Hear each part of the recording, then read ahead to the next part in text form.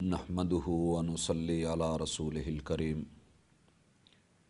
وأشهد أن لا إله إلا الله وحده لا شريك له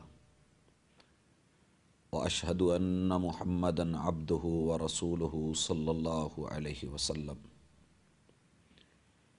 أعوذ بالله السميع العليم من الشيطان الرجيم. يا أيها الذين آمنوا قوا أنفسكم وأهليكم نارا. قال النبي صلی اللہ علیہ وسلم کلکم راع وکلکم مسئول عن رعیتہ، کہ جو مراحل کے اعتبار سے، لیکن بہرحال توجہ دلانی مقصود تھی کہ امت مسلمہ کو احساس کمتری کا شکار نہیں ہونا چاہیے. ان کا دین اپنے دامن کے اندر بہت سارے اہتمامات رکھتا ہے. جی اسی کے ساتھ تربیت کا اگلا نقطہ کہ ہمیں اپنے بچے کو صرف گوشت کا لوتھڑا یا صرف جسم پہ مبنی ایک حصہ نہیں سمجھنا چاہیے.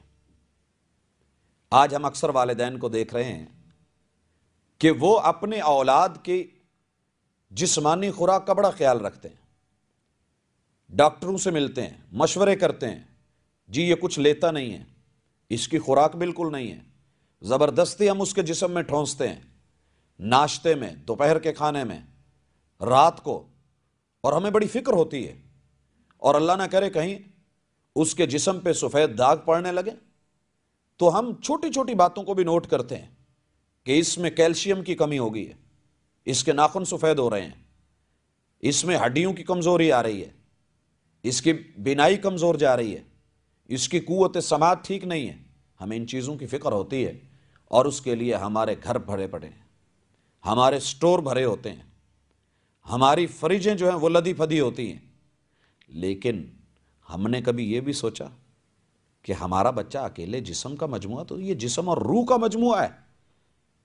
اس کی روح کو بھی غذا چاہیے، اس کی روح کو روحانیت چاہیے، اور روحانی غذا کا اہتمام شاید آج والدین اس سے اپنے بچوں کو بہت دور رکھے ہوئے ہیں، اور انہیں یہ احساس نہیں کہ روحانیت میں ان کا بچہ جو ہے اس وقت لاغر ہو چکا.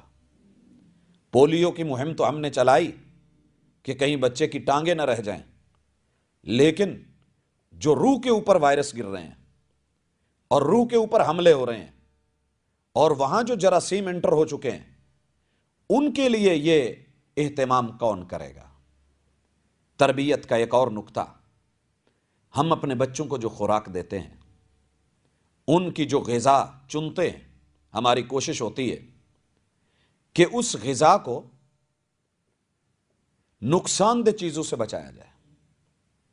اور ہم اس حقیقت کو سمجھتے ہیں کہ زہر جان بوجھ کے بچے کے جسم میں چلی جائے، ڈالی جائے اور بھیجی جائے، یا لاشعوری میں وہ چلی جائے. زہر تو زہر ہے، اس نے تو اپنا اثر دکھانا ہوگا. وہ یہ تو نہیں پوچھے گی کہ آپ کا نگلتے ہوئے، کھاتے ہوئے، لیتے ہوئے نقطہ نظر کیا تھا، آپ نے جان بوجھ کے لی یا بھول کے. وہ تو اپنا اثر دکھائے گی.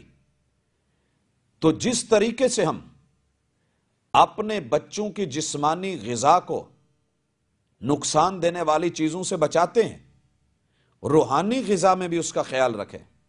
جس طرح جسمانی صحت کو مد نظر رکھتے ہیں کہ کہیں انفیکشن نہیں ہو جائے، اس کو فلو نہیں ہو جائے، نزلہ زکام نہیں ہو جائے، اس کی کہیں چھاتی بند نہیں ہو جائے، اور اس کو سانس کی پرابلم نہیں ہو جائے، اسے ہارٹ کی پرابلم نہیں بن جائے، اور اس کو یہ پرابلم نہ ہو، وہ نہ ہو. اسی طرح اس کی روح کو بھی بیماریوں کے حملوں سے بچانا، انفیکشن سے بچانا، یہ والدین کی ذمہ داری ہے. اور دیکھیے، یہ روح کی بیماری انسان کو آگ میں گرا دیتی ہے، اور وہ جہنم کی آگ ہے. میں کبھی حیران ہوتا ہوں کہ ہم اپنی تربیت کے اس نقطے کو اپنی نظروں سے اوجھل کیوں کر دیتے ہیں.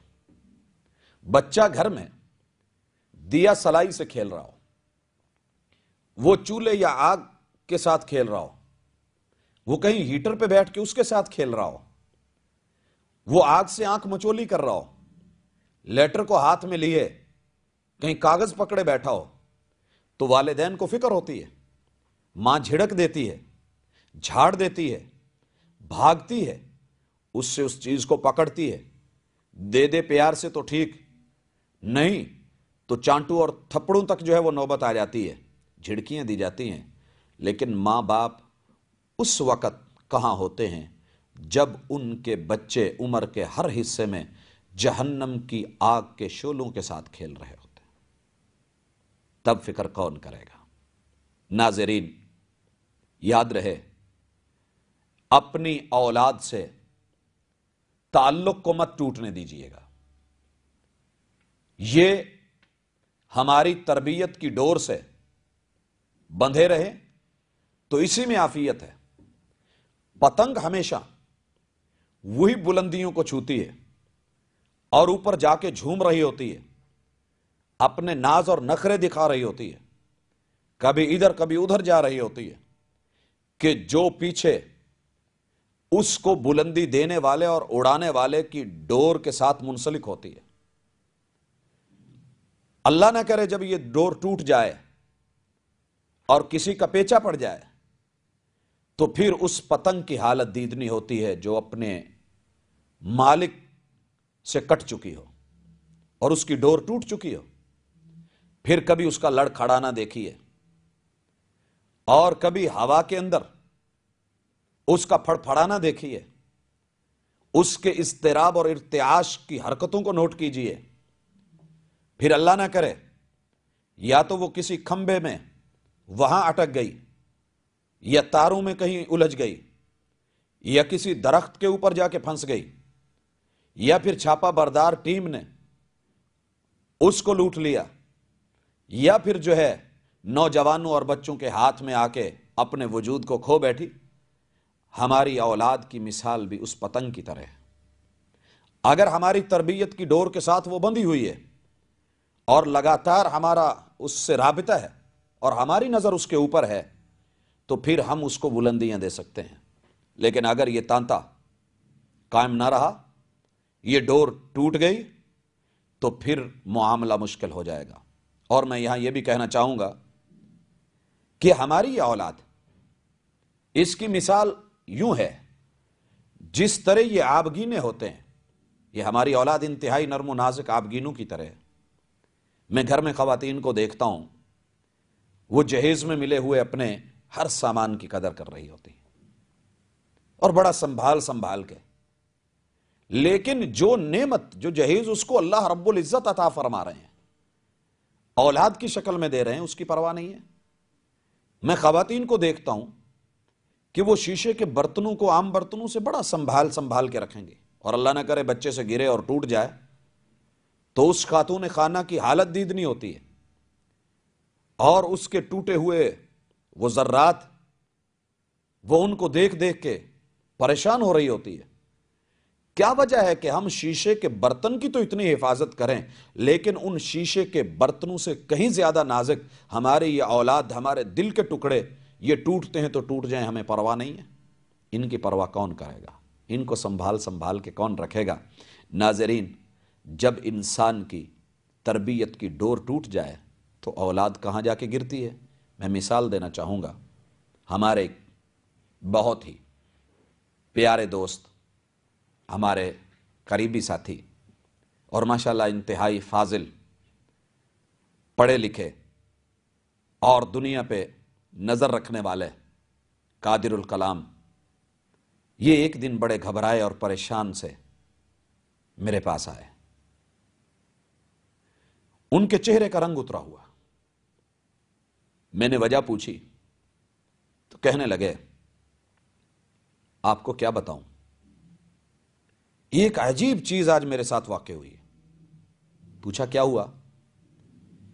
کہنے لگے کہ مجھے آج تک احساس نہ ہو سکا، دنیا بولتی تھی، میں سمجھتا تھا کہ یہ بس دین کے نام پہ، یہ علماء کا کام ہے، یہ ایسے بولتے رہتے ہیں۔ میرے گھر کے اندر پورا دنیا داری کا ماحول ہے، دین بھی ہے، دنیا بھی ہے، اور گھر کا ماحول، اس میں دین کا ایک بہترین رنگ بھی ہے، لیکن میں پریشان ہو گیا کہ میرا چھوٹا سا بچہ جو ابھی پہلی دوسری کلاس میں ہے، میرا اس سے کوئی معمولی سے جھگڑا ہوا، جھگڑنے کے بعد اپنی والدہ سے مل رہا ہے اور ماں سے کہتا ہے امی، ماما۔ کہا جی بیٹا۔ کہا یہ میرے پاپا ہیں؟ کہا بیٹا اس میں کون سا شک ہے، آپ کے پاپا ہیں۔ کہا یہ بھی حقیقت ہے کہ میں ان کا بڑا بیٹا ہوں۔ کہا بیٹے آپ ہی بڑے ہیں۔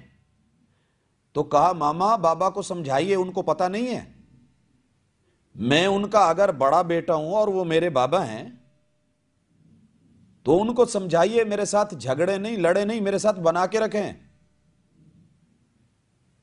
اگر یوں ہی لڑتے رہے مر گئے تو ان کی چتا کو آگ کون دے گا؟ اللہ اکبر۔